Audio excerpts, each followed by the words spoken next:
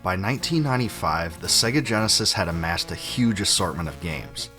Sega had established itself as the world leader when it came to sports games, but the system also featured a huge number of action platformers, shoot-'em-ups, and even puzzle games. Two genres the platform lacked compared to its SNES rival, though, were action-adventure games and RPGs. At the end of its lifespan, Sega tried to address this. One of the ways it did so was to publish Beyond Oasis for the system in 1995. The game uses an overhead view, much like The Legend of Zelda: A Link to the Past and Crusader of Senti, but it has an interesting graphical style that really sets it apart from those games. The sprites are large and semi-cartoony, and the backgrounds are a bit blocky. Still, it managed to look great for its time in its own innovative way. It really has a look all its own, and anyone that's played it knows what I mean. In Japan, Beyond Oasis was known as Story of Thor, Successor of the Light. However, oddly enough, I can't find any way in which this game is actually related to Thor or Germanic paganism at all, and it explores Middle Eastern themes instead. After all, you play as a prince named Ali, who receives a mystical gold armlet that once belonged to a powerful wizard. According to legend, the armlet was created long ago to summon 4 powerful spirits: a water spirit, fire spirit, shadow spirit, and plant spirit, in order to counter the evils of the one who holds the mystical silver armlet. So the basic objective of the game is to seek out the silver armlet holder and destroy him. Simple enough, right? I mean, I don't really understand how that premise has anything to do with the game's title of Beyond Oasis, but it works for me, I guess. Combat in Beyond Oasis really isn't exactly what you might think it is just by viewing footage of the game. Even though it looks like it could be a clone of A Link to the Past or Soul Blazer, it honestly feels more like a beat-em-up. This is because most enemies take multiple hits to defeat, and the combat animations really make it feel like combos done in the traditional beat-em-up style. Enemies have health bars like in those games, and you can crouch and do jump attacks. This really was a fun way to incorporate beat-em-up gameplay into a game like this though, and it really makes it one of a kind for its era. Ali's primary weapon is a knife, but as you proceed in the adventure, you can gain a large number of other weapons like swords, bombs, and crossbows. You can replenish health and magic when injured through various foods and items, but Ali's pouch only has 16 slots and identical items aren't grouped, so that is a bit frustrating. What makes the weapon system unique though is that the game's items are breakable. This means that if you use a particular weapon or other item too much, it will become unusable. Believe it or not, if you manage to break an item in this way, there's no way to restore it, so that player is forced to endure a setback that can prevent them from completing the game as easily.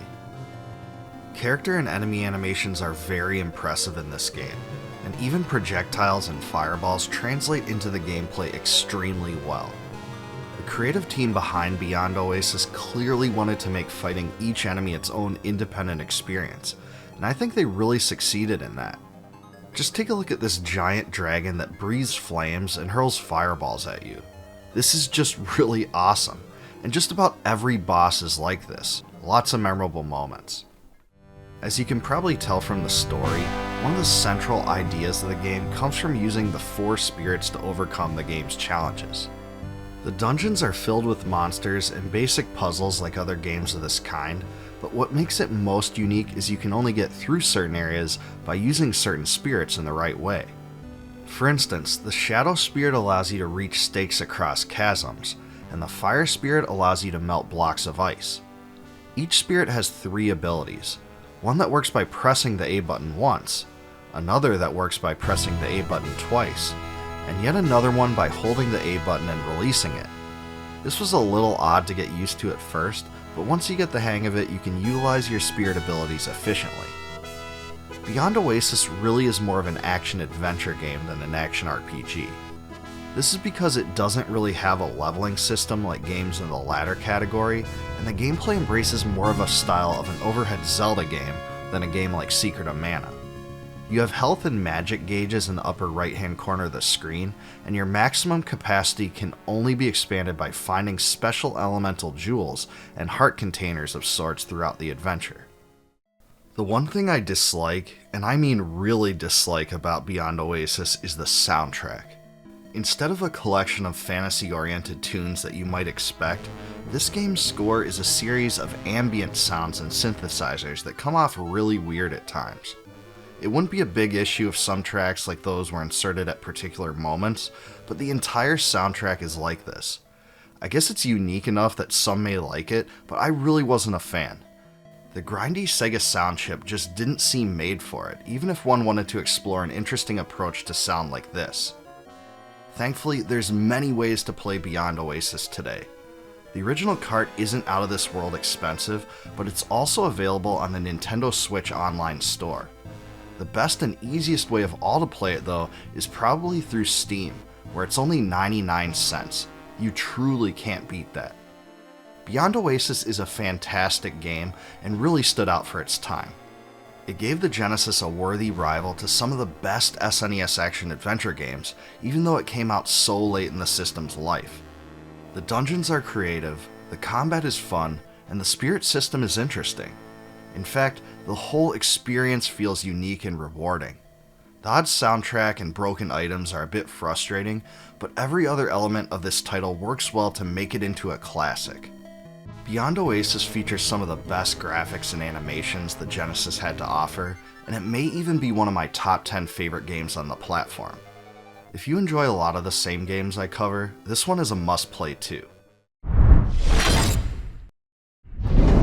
In 1995, Beyond Oasis was released on the Sega Genesis, making it one of the last action-adventure games on the system. The title incorporated elements from games like Soul Blazer and The Legend of Zelda: A Link to the Past, with beat-em-up gameplay and one of the first hybrids of its kind.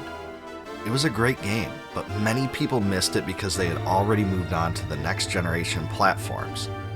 To rectify this, Sega published The Legend of Oasis in 1996 for its own next generation platform, the Sega Saturn.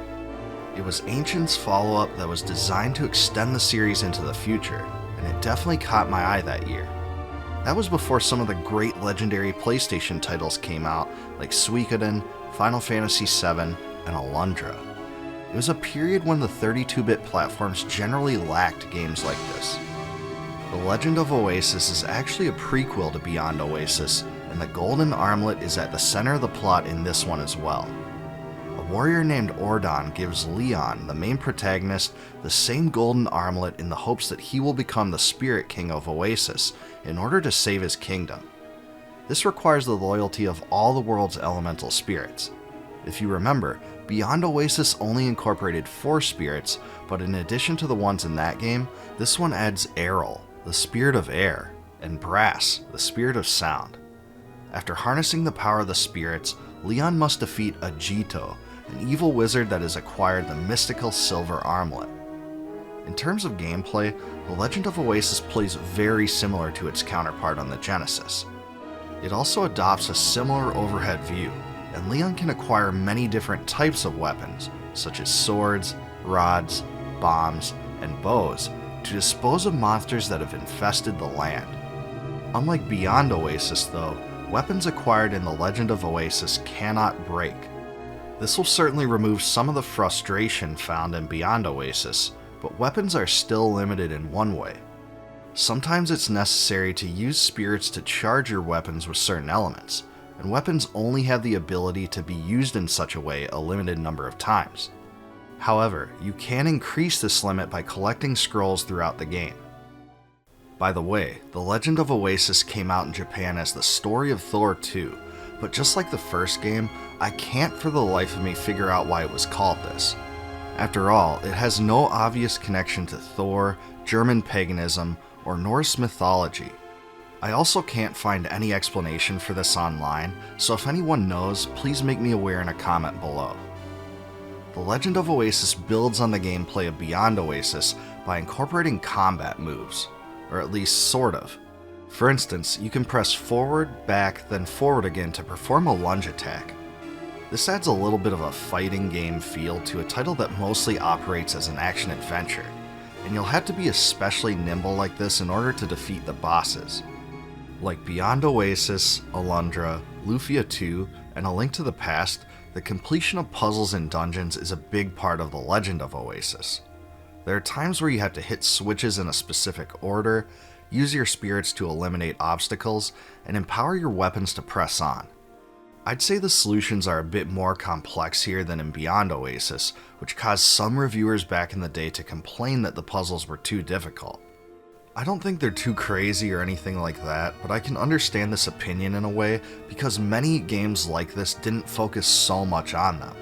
I think Alundra's puzzles were clearly more difficult than this one. The soundtrack utilizes a similar style to what you would find in Beyond Oasis, with a distinct ambient approach that really sets itself apart from many other fantasy games. This may not be much of a surprise though, given that the same composer, Yuzo Koshiro, created it. I wasn't a big fan of the soundtrack for Beyond Oasis because I didn't think the Genesis sound chip handled the style well, but this one is done with actual orchestration that makes it sound much better. It's still not my favorite style, but I think you'll appreciate how it sets the mood for the game's various areas. It honestly has something of a movie-like feel. It's hard to explain, but it's definitely very different from the soundtracks for games in the Final Fantasy or Breath of Fire series. It's a unique experience. Those wanting to try this one will be disappointed to find out that they can't just get it on Steam for an extremely low price, as in the case of Beyond Oasis. Copies of the original Saturn game are going for over $100 on eBay, and as far as I can tell, there's no other way to play it outside of emulation. A real disappointment too, because I have a feeling a lot of people who would have liked this game overlooked it or simply owned a Sony PlayStation instead. When it comes down to it, The Legend of Oasis is a great game for its time that often goes unnoticed. It combines fun, action-oriented combat and dungeon exploration with puzzle solving to provide an enjoyable experience that is more advanced than its predecessor. I don't think the story is very creative, since it uses very similar ideas at the heart of Beyond Oasis, but this one's story does successfully connect it to that world in a way fans may appreciate. If you like Beyond Oasis, you're bound to enjoy The Legend of Oasis as well, and there's some parts of it, like the soundtrack, which are much more polished than the original. It also offers an additional challenge in terms of harder puzzles. It was a great 2D action-adventure that came out just as 3D gaming was becoming the hot new trend, and it really should be commended for that. After The Legend of Oasis was released to modest success, its developer, Ancient, moved on to other things. After creating 3 other non-action adventure titles for the Sega Saturn, it began developing games for the Sony PlayStation and the Sega Dreamcast. Ancient's founder, Yuzo Koshiro, who also composed the music for both Oasis titles, actually contributed to the soundtrack for Shenmue, Dreamcast's hit action-adventure title. Ancient continued to develop games throughout the 2000s, 2010s, and 2020s, and is still around today. Based in Tokyo, it most recently developed several titles for the Nintendo Switch. Even so, the Oasis series has gone mostly forgotten. With no true effort to revive it, it lurks only in the shadows of gaming history. And as far as I see it, that's a true shame. Both Beyond Oasis and The Legend of Oasis combine many elements fans of action-adventure games always loved. Good lore, a fun story, action gameplay, and puzzle solving. But on top of it all, it even added a little beat-em-up and fighting game flair that made the series truly unique. I don't think we've quite seen another action-adventure series like this one, and that's giving it a pretty big compliment. If there's any forgotten games of this type that should be appreciated again today, it's these two. If you remember Beyond Oasis or The Legend of Oasis, let me know which game you thought was better. Also, what were some other games from this era that they remind you of? Let me know in the comments below. Please like, subscribe, and click the bell for more retro gaming content, and join my Discord community linked in the description. Also, please consider supporting my channel via YouTube's Join feature to receive member bonuses such as advanced videos and complete video transcripts.